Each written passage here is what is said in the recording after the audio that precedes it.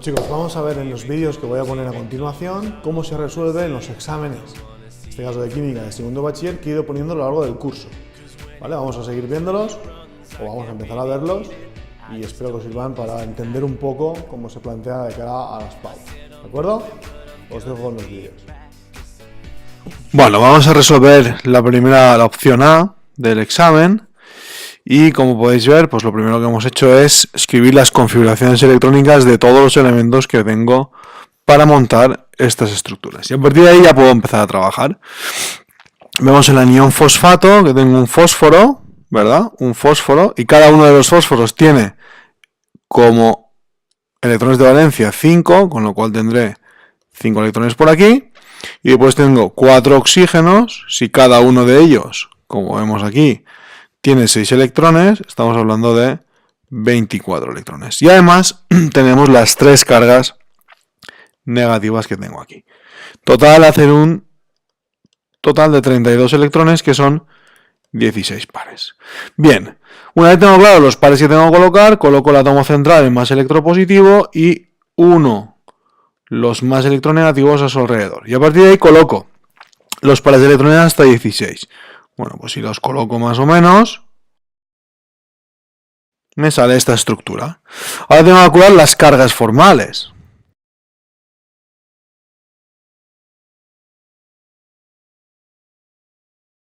Las cargas formales se calculan electrones en la configuración electrónica menos en la estructura. Bien, el fósforo, podemos ver que en la configuración electrónica tiene 5 y aquí tiene 4, con lo cual sería 5 menos 4, carga formal más 1. Y el oxígeno vemos que en la configuración tiene 6 y en la estructura tiene 7, con lo cual carga formal menos 1. Si lo colocamos en la estructura sería menos 1, menos 1, menos 1, menos 1 y 1. Sumadas todas ellas me dan una carga formal de menos 3, que es lo que tengo aquí. Sin embargo, esta estructura de Lewis no es la adecuada. ¿Por qué? Porque tengo cargas negativas y positivas. Eso indica que moviendo pares de electrones puedo compensarlas y por tanto desaparecerían esas cargas, ¿sí? Entonces este lo paso aquí, por ejemplo, y me daría esta estructura en la que tengo el fósforo, los oxígenos a su alrededor, ¿de acuerdo? Y ahora sí, si calculo las cargas formales de nuevo, en este caso me quedaría que el fósforo tiene 5 electrones en la configuración y 5 electrones en la estructura, me quedarían 0. Los oxígenos que no tienen el doble enlace, me quedarían 6 electrones en la configuración y 6 en la estructura, 0. Y el oxígeno que tiene el doble enlace, perdón, al revés, el oxígeno que tiene el doble enlace me quedaría 6 menos 6, 0. Y los oxígenos que tienen enlaces simples me quedaría menos 1. Con lo cual sería lo siguiente. Y esto hace una carga formal de menos 3. Pero claro, ¿cuál de todas las estructuras es la correcta? Porque si os fijáis ahora, ¿no? Este doble enlace puede estar ahí, o puede estar ahí, o puede estar ahí, o puede estar ahí. Pues bueno, simplemente estarían los 4 sitios. Sería una estructura hipervalente, ¿sí? Perdón, sería una estructura resonante. Y ahora que nombro la hipervalencia, ¿esto a qué viene? Fijaros, si miro el fósforo, tiene un par de electrones, otro aquí, otro aquí, otro aquí y otro aquí. ¿Esto en qué se traduce? Se traduce en que el fósforo presenta una estructura en la que no cumple la regla del octeto. ¿Y eso qué implica? No implica nada. ¿Por qué? Porque el fósforo, si os fijáis en la configuración electrónica, ¿vale? Sus electrones de valencia están en el nivel 3. Y aquí tiene los 3D, los orbitales 3D vacíos, que pueden albergar este exceso de electrones. Con lo cual se trata de una estructura hipervalente permitida. ¿De acuerdo?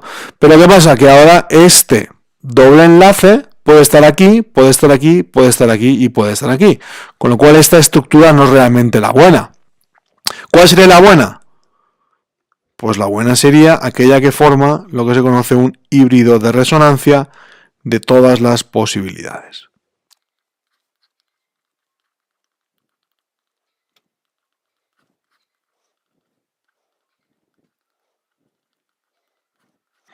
Y esto hace que la estructura esté formada por estas 4 estructuras resonantes y posee un 25% los enlaces de doble enlace, de carácter de doble enlace. Una vez tenemos esto claro, vamos a hablar de lo que es la geometría y la polaridad. Bien, vemos que, según la teoría de repulsión de los pares de electrones de la capa de valencia, el átomo central, es decir, el fósforo, presenta 4 nubes electrónicas a su alrededor. De esas 4 nubes, las 4 son enlazantes y 0 no enlazantes. ¿Y esto qué implica? Esto implica que el anión fosfato presenta una estructura tetraédrica con ángulos de enlace de 109,5. Y si me dibujo la estructura, tendríamos el fósforo, un oxígeno aquí, otro que se mete hacia adentro y otro que sale hacia afuera. ¿Verdad? Bien. Y ahora, si determinamos, o para determinar su polaridad, vemos que este enlace tiene un momento dipolar hacia arriba, este otro tiene un momento dipolar hacia abajo, hacia allá, este hacia el oxígeno, este hacia el oxígeno. Y el momento dipolar total de una molécula se calcula como el sumatorio de los momentos dipolares en estado vectorial que presenta la molécula. Por geometría, esta molécula sería apolar. Sin embargo, al tratarse de un anión, aunque la suma de los momentos dipolares de los enlaces sea 0, esta molécula será polar. ¿Sí? Bien, vamos a la siguiente. Vemos que tenemos 2 nitrógenos y que cada nitrógeno, como podéis comprobar anteriormente, tiene 5 electrones. Esto haría un total de 10 electrones a colocar. Vemos que tenemos un oxígeno, 6 electrones cada uno de ellos, o sea, es decir, 1, harían 6 electrones, 16 electrones en total, que son 8 pares. Bien, una vez tenemos esto claro, situaremos uno de los hidrógenos como átomo central y al lado un oxígeno. Y ahora tenemos que colocar los 8 pares de forma que cumplan la regla del octeto. Pues una primera podría ser esta, pero claro, si coloco esta, este nitrógeno no cumple la regla del octeto, con lo cual esta posibilidad automáticamente queda descartada. Otras alternativas, pues quitar estos de aquí, ¿verdad? Y colocarlos de la siguiente forma. Uno aquí, uno ahí y uno ahí. Si os fijáis ahora, todos cumplen la regla del octeto y ya tendríamos que calcular las cargas formales.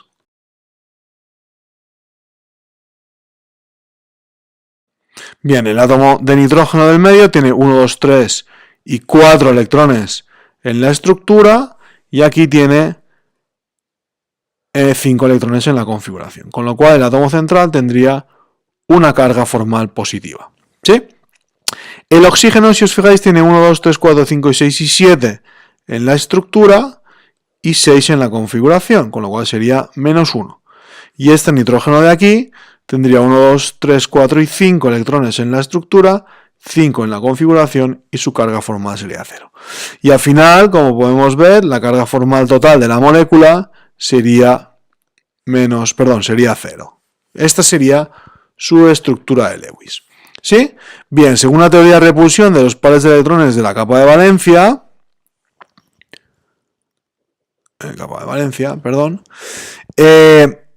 el átomo central, que es el nitrógeno, presenta 2 zonas de enlace o 2 nubes de electrones, de las cuales las 2 son enlazantes. Esto se traduce en que la molécula presenta una estructura o una geometría, mejor dicho, una geometría lineal con ángulo de enlace de 180 grados. ¿Sí? Es decir, tendríamos el nitrógeno, el otro nitrógeno y el oxígeno. Si miramos los momentos dipolares para ver la polaridad, el momento dipolar de este enlace sería 0 porque no hay diferencia de electronegatividad entre ellos y el momento dipolar, aunque pequeño, de este enlace iría hacia allí. Con lo cual esta molécula, si calculamos el momento dipolar total como suma vectorial de los momentos dipolares, nos va a dar que es distinto de 0. Por muy poco, pero es distinto de 0. Con lo cual la molécula podemos decir que es polar. Vamos con el siguiente ejemplo. Bien, en este caso tengo un nitrógeno que presenta 5 electrones de valencia, serían 5 electrones. Tenemos 3 bromos a 7 electrones cada uno a 5 electrones cada uno serían 21 electrones, ¿verdad? Y al sumar nos dan 26 electrones que suman en total de 13 pares de electrones. Colocaríamos el átomo más electropositivo en el centro y los bromos a su alrededor, y a partir de ahora completaríamos con pares de electrones hasta completar la regla de octeto. Y esto nos daría un poco la configuración. Vemos la estructura, vemos que cumple la regla de octeto todos los átomos y por lo tanto podría ser una estructura aceptable. Vamos a calcular ahora las cargas formales.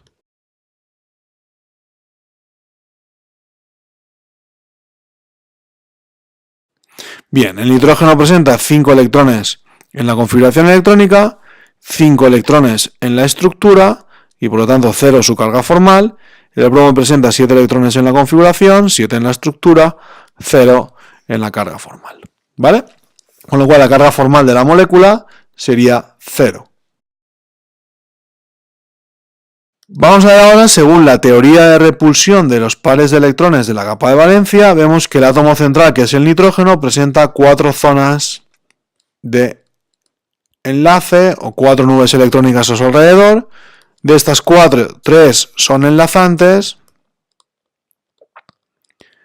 una no enlazante y por tanto la geometría será de pirámide trigonal con ángulos menores de 109,5. Tendríamos el nitrógeno, un bromo por aquí, un bromo hacia adelante y un bromo hacia atrás. Y aquí nos quedaría este par de electrones solitario que es este de aquí. Decimos que el ángulo es menor de 109,5 porque la repulsión entre los pares de electrones no enlazantes y enlazantes, es decir, esta y esta de aquí, es mayor que la de estos de aquí que son enlazantes, con lo cual la estructura se pliega hacia adentro, ¿vale? Una vez tenemos claro que se trata de una pirámide trigonal, vamos a dibujar los momentos dipolares. El momento dipolar de este enlace vendría hacia aquí, el de este enlace vendría hacia aquí, y el de este vendría hacia aquí, con lo cual el momento dipolar total, que se calcula como sumatorio de los momentos dipolares de cada uno de los enlaces, esa suma es vectorial, sería distinta de 0, por lo tanto la molécula sería polar. ¿De acuerdo? Veis que esto es bastante sencillita. Vamos a la siguiente molécula. Bien, por último tenemos el catión amonio. ¿Vale? Tenemos un nitrógeno por 5 electrones cada uno, son 5 electrones. Tenemos 4 hidrógenos a 1 electrón cada uno de ellos, 4 electrones, y una carga positiva que nos hace eliminar un electrón. Tenemos por tanto 8 electrones que dan 4 pares. Tendríamos el nitrógeno aquí, un hidrógeno, un hidrógeno, un hidrógeno y un hidrógeno. Esta estructura, lo que es una estructura que se llama por enlace dativo, ¿vale? Porque uno de los protones, para formar el catión, acude sin electrones y se queda con el par de electrones no enlazante del átomo del medio. Bien, vamos a calcular ahora lo que son cumple la regla de octeto, ¿vale? Todos ellos, y vamos a calcular las cargas formales.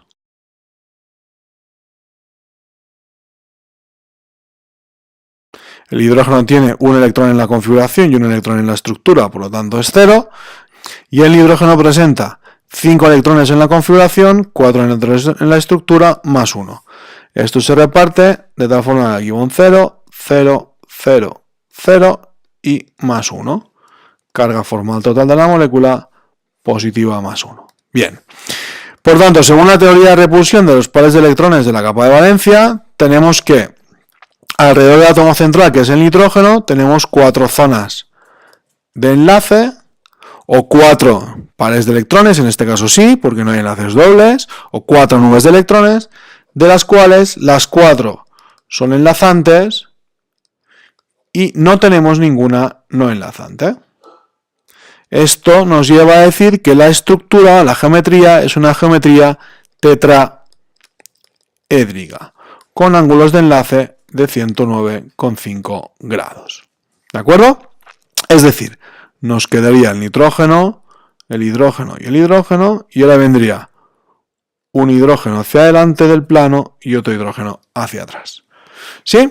Bien, y si ahora dibujamos los momentos dipolares de cada uno de los enlaces, aquí tendríamos un momento dipolar, aquí tendríamos otro, aquí hacia adentro otro y aquí hacia adentro otro.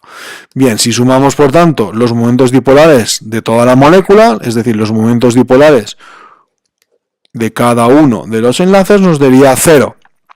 Por lo tanto, sería una molécula apolar. En principio, ¿por qué? Digo en principio porque al tratarse de un ion, la molécula finalmente sería polar. ¿Sí? Bueno, pues con todo esto hemos contestado a la primera de las preguntas del examen. Vamos a seguir con la siguiente. Vemos que este ejercicio, este problema, presenta 3 apartados. El primero de ellos nos dice que justifiquemos por qué el metanol, ¿vale?, es líquido a temperatura ambiente, mientras que el dimetiléter no lo es, pese a tener mayor masa molar. Bien, una cosa que tenemos que tener clara es que el punto de ebullición de una sustancia, sobre todo si es orgánica, aumenta a medida que aumenta la masa molar, ¿vale? Entonces tenemos por un lado el metanol y por otro lado el dimetiléter, que es este de aquí. Lógicamente la masa molar del dimetiléter es mayor que la del metanol y por tanto en teoría el punto de ebullición y el punto de fusión de este átomo, de esta molécula, debería ser mayor que el del etanol. ¿Sí? En teoría el punto de ebullición del dimetiléter tendría que ser mayor que el punto de ebullición del metanol, porque la masa molar de este es mayor que este. Sin embargo, el enunciado nos dice al revés y nos pide que lo justifiquemos. ¿Cómo se puede justificar? Pues muy sencillo, por la presencia de puentes de hidrógeno entre el enlace oxígeno-hidrógeno. ¿Vale? Al ser una molécula polar y tener un oxígeno, que es un elemento muy electronegativo, enlazado a un hidrógeno, esto hace que el átomo presente, que la molécula presente puentes de hidrógeno. ¿Y estos puentes de hidrógeno qué hacen?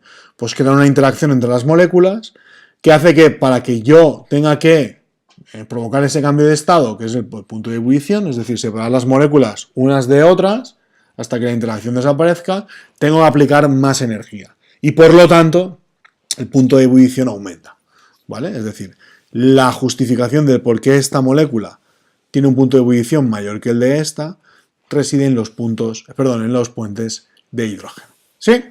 Bien, vamos a la segunda pregunta, al apartado B de esta pregunta, que es una pregunta típica de problemas de Pau, que nos dice que ordenemos los elementos en orden creciente de la primera energía de ionización. Y nos da estos elementos químicos con las masas molares. Bien, lo primero que tenemos que hacer es definir o escribir las configuraciones electrónicas de cada uno de ellos. ¿Para qué? Para poder deducir dónde están en la tabla periódica, ¿vale? Es decir, a partir de las configuraciones electrónicas podemos situar los elementos químicos en la tabla. Por tanto, tenemos que el calcio, el arsénico y el potasio están en el mismo periodo. Vemos, periodo 4. ¿Sí? Cada uno está en un grupo distinto. Evidentemente, el calcio es un alcalino térreo, el arsénico es un nitrógeno y el potasio es un alcalino, ¿vale? Pero todos están en el mismo periodo. Por otra parte, tenemos al flúor en el periodo 2 y el grupo de los halógenos, y el helio en el primer periodo y el grupo de los gases nobles. Definimos ahora lo que es la energía de ionización, que es la energía necesaria para arrancar un electrón de valencia, es decir, el último, de un átomo en estado fundamental y gaseoso. ¿Cómo varía en la tabla periódica? Bueno, pues en la tabla periódica aumenta la energía de ionización al desplazarnos hacia arriba en un grupo, ya que al haber menos niveles energéticos, ese electrón de valencia se encuentra más atraído por el núcleo porque está más cerca, y por lo tanto la fuerza electrostática con la que es atraído es mayor, con lo que costará más arrancarlo. ¿De acuerdo? Por otra parte, aumenta al desplazarnos hacia la derecha en un periodo, ya que el número de protones del núcleo aumenta, aumenta también la carga nuclear efectiva, con lo que el electrón de valencia, ese último electrón, estará más atraído por el núcleo, y la energía para arrancarlo será mayor. ¿Vale? Ya tenemos claro por qué, cómo varía, cuáles son las cosas que tenemos que explicar. Ahora bien, como ninguno de los que tenemos aquí tiene configuración de capa completa, o al perder la capa o perder un electrón consiga esa configuración de capa completa, y me diréis, espera un momento, porque este sí, este también, y este tiene capa semicompleta. De acuerdo, es verdad, pero no tengo ninguno al lado que lo compare. Es decir, si yo tengo el calcio, que está aquí, y el siguiente elemento que me dicen, pues fuese, yo qué sé, el primero de los boroides, ahí sí que habría que explicar qué es lo que pasa. Pero como el siguiente que viene no es de los boroides, sino que es de los nitrogenoideos, pues no hay lo que se llama una excepción. Bien, con todo esto no haría falta decir más que el orden correcto sería este que tenemos aquí. La energía de ionalización del potasio sería menor que la del calcio, menor que la del arsénico, menor que la del flúor y lógicamente mucho menor que la del helio porque es un gas noble. ¿Sí? Bien, vamos por lo tanto al apartado C del tema, de la pregunta, que se trata de una pregunta de formulación, bastante sencillita, 4 de ellas. Bueno, pues el borato de aluminio, para formularlo, pues es AlBO3, ya la tenemos. Este de aquí sería el nitrito de amonio. Este de orgánica tenemos un hepta, aquí falta una P, 2, 3, 4, 5, 6 y 7, 7 átomos de carbono. En el 2 tenemos 2 metilos, que sería este de aquí. En el 3 tenemos un propil. En 4 y en 5, 1, 2, 3, 4 y 5, 2 dobles enlaces. Y aquí tenemos un grupo aldehído. Y ahora completaríamos con hidrógenos. Ya lo tendríamos. Y por último tenemos aquí un ácido doble, por tanto sería dioico, de 1, 2, 3, 4, 5, 6, 7, 8 y 9 átomos de carbono. Con lo cual tenemos el ácido non, y tenemos que decir que en el carbono 2 tenemos un doble enlace, eno, ¿vale? Para decir que tenemos un doble enlace, dioico, para terminar el compuesto, ¿vale? Entonces sería el ácido non-2-enodioico. Y con esto hemos respondido también a la pregunta 2 del examen.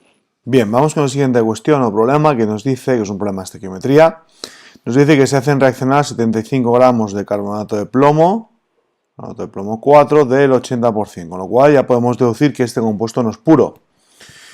Y 250 mililitros de una disolución de ácido clorhídrico comercial y nos dan los datos de la densidad y la riqueza. Y nos dan aquí la reacción ya escrita.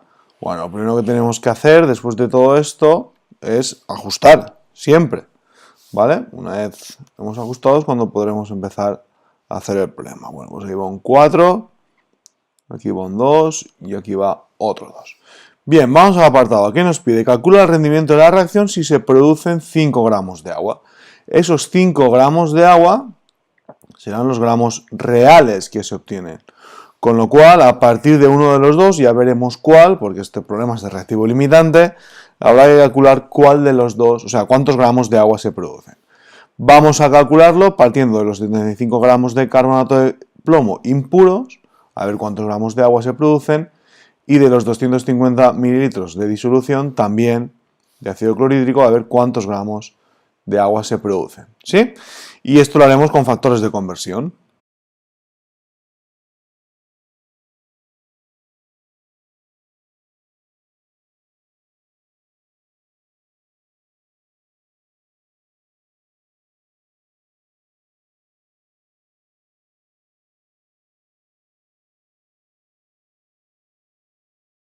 Bien, aquí hemos calculado cuántos gramos de agua con este factor de conversión, ¿vale? Obtendremos si reaccionarán los 75 gramos de muestra de carbonato de plomo.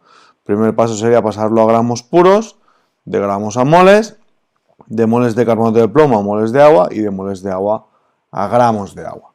Y obtendremos 6,6 gramos de agua. Vamos a hacer el mismo procedimiento para calcularlo con el ácido clorhídrico.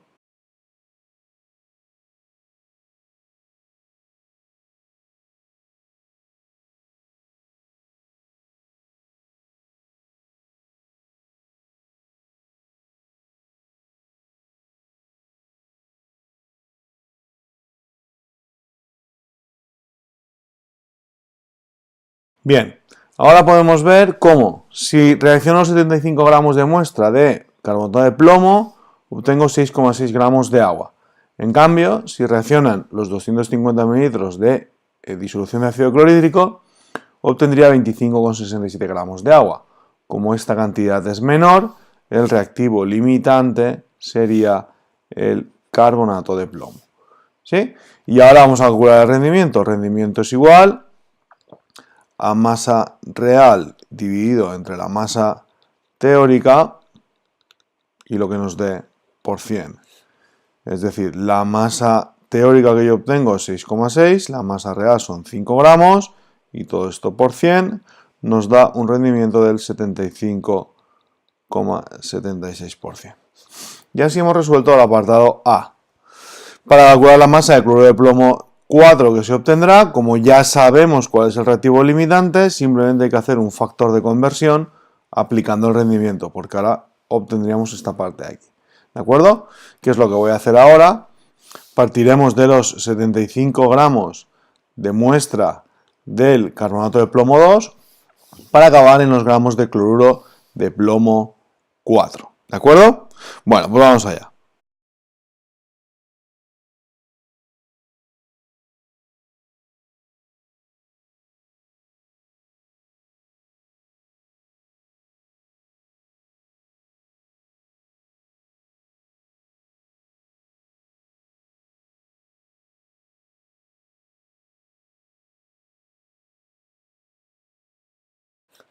Con este factor de conversión obtendremos los 64,03 gramos de cloruro de plomo que se obtendrán a partir de la muestra. ¿De acuerdo? Bueno, pues con esto hemos terminado la cuestión 3 del examen. Vamos ahora con la cuestión 4, que es una cuestión de cinética bastante sencillita, ¿vale? Además muy típica de los problemas o de los ejercicios de las PAU.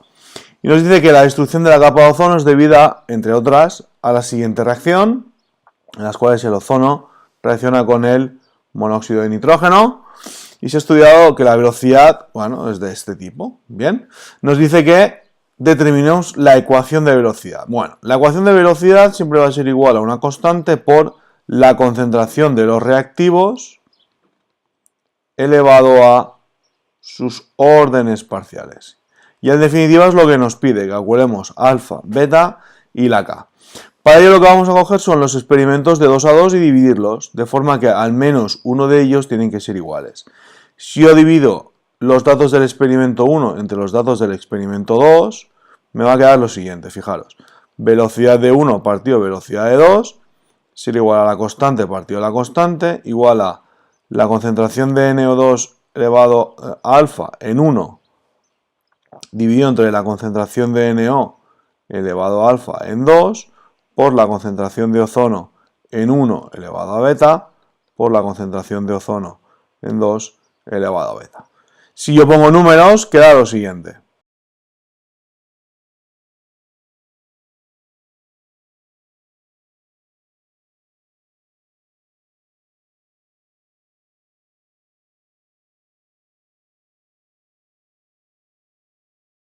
Bien, y a poco hagamos un poco de matemáticas, podemos ver cómo esto se simplifica, esto se simplifica, y aquí nos queda que un tercio, porque esto da un tercio, es igual a un tercio elevado a beta, en donde deducimos que beta es igual a 1.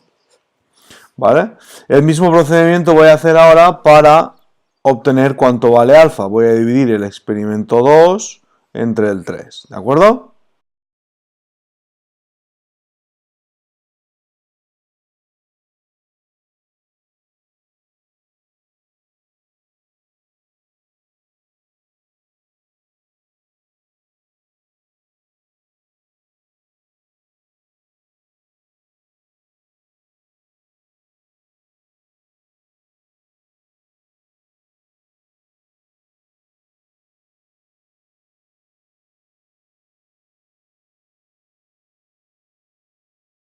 De esto podemos sacar que la velocidad también es un tercio elevado a alfa igual a un tercio, con lo cual alfa también vale 1. ¿Sí? Tenemos que beta es igual a 1 y alfa es igual a 1.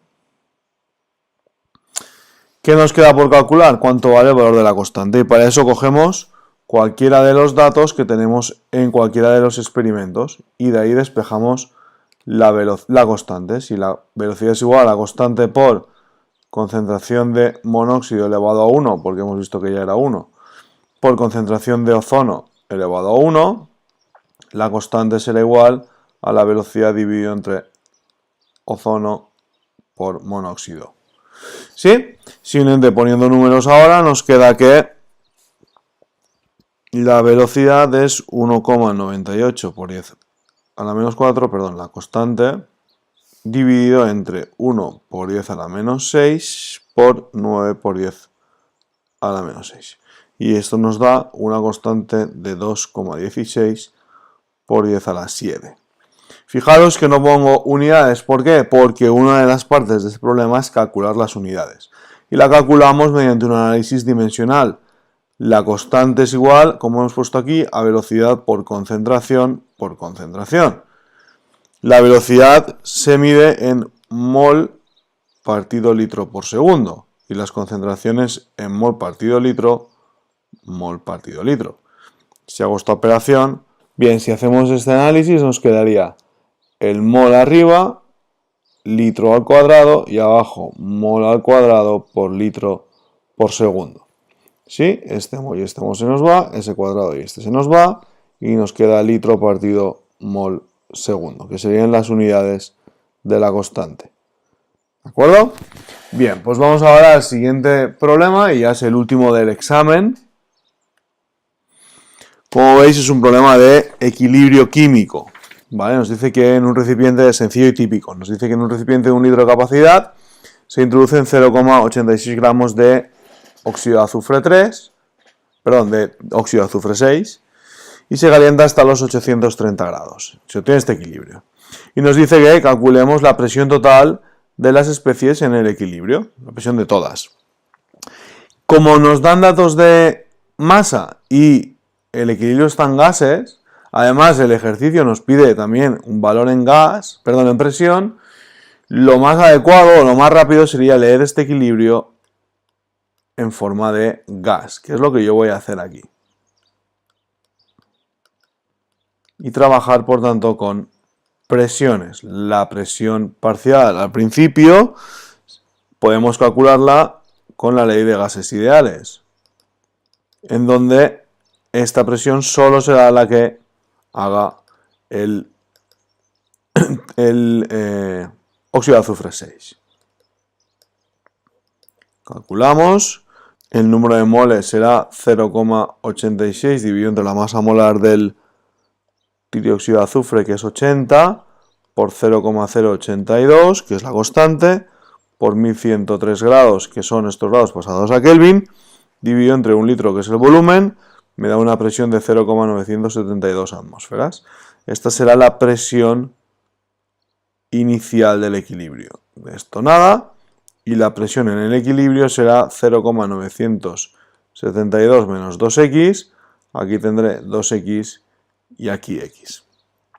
¿De acuerdo? Como me dice que la presión total en el recipiente es de 1,25, eso estaba equivocado en el examen, es 1,25, ¿verdad?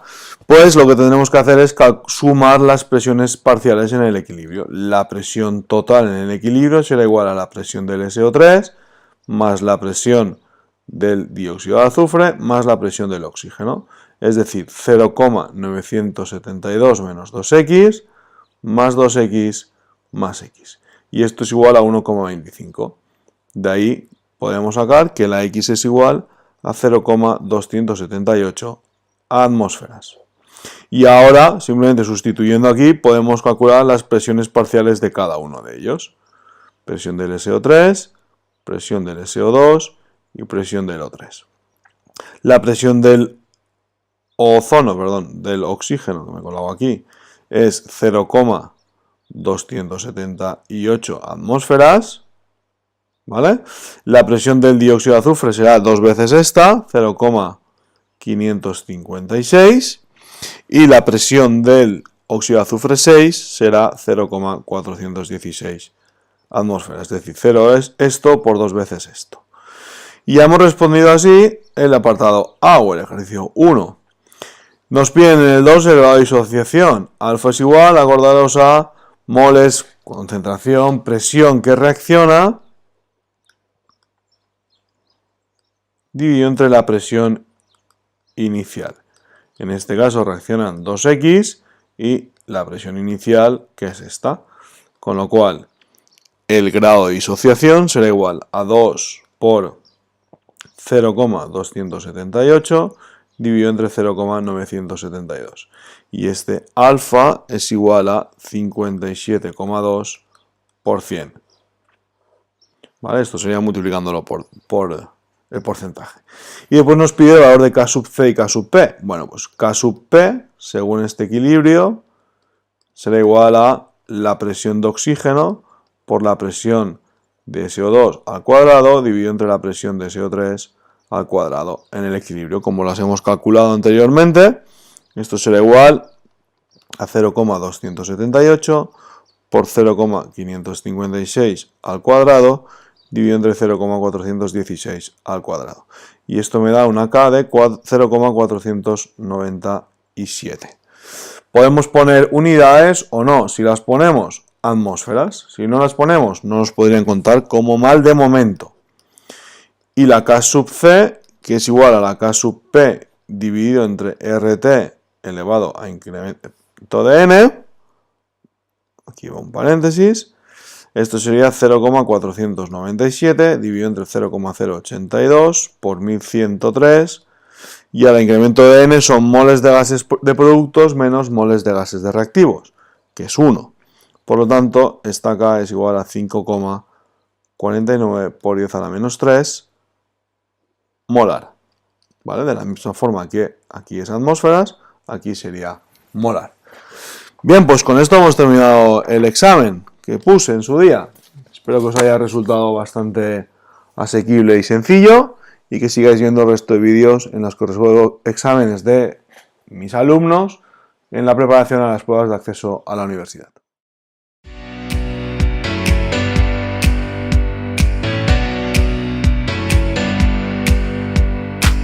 Now here it comes, I don't wanna see it tonight. 'Cause when it runs, I can't really beat it, I just don't need this tonight.